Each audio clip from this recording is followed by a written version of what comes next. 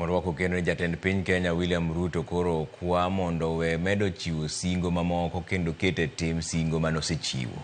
Mana kaka jafombo mar Walter Nyambaga lero, Jatend piny William Ruto mane duoko penjo matek mawuok kuom rowere nyasi mar yango juma mar rowere kaunti ma Kakamega bende notiyo kod thuolono mar sidayanga chenro mag yuto ne rowere mahinga 90,000 motese ni nyota.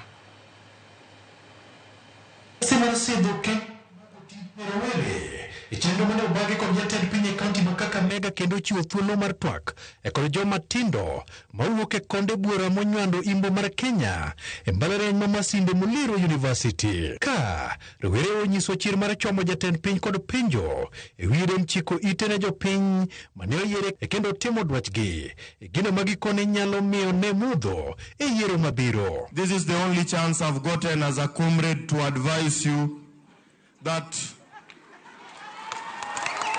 it is very true that if you don't listen to the voters, then 2027 you might listen to the returning officer.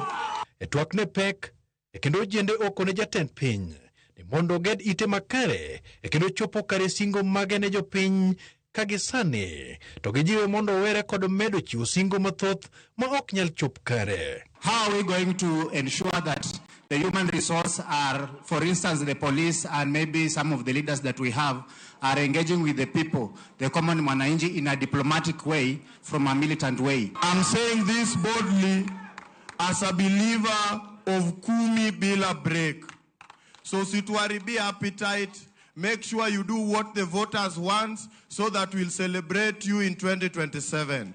I agree with you, my brother Kasa, that ultimately the people of Kenya will make a decision. And the people of Kenya ultimately are the sovereign. They will make a decision on what kind of leaders they have based on whatever program those leaders have.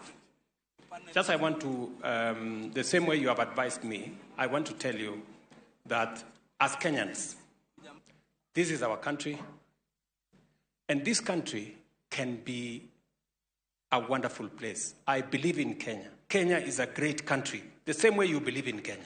Ruto kata kamano uchiwa gete magigo mosetimo komero ni chenro mar tije ne ojende maloyo 90,000 koro odhi yudo thuolo mag tijego yo manyasani kendo madhi bugo chumi makare kuom rowere.